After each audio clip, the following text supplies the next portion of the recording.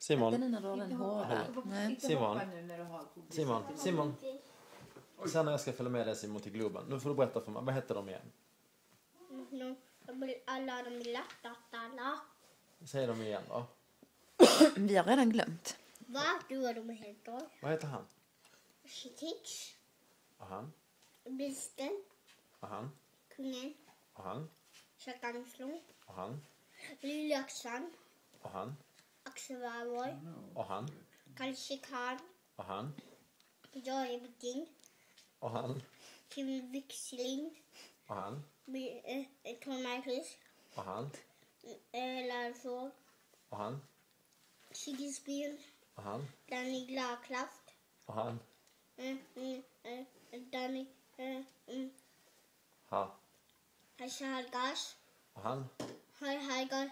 Jens Dufling. Ja! Wow! Och vad heter du? Simon.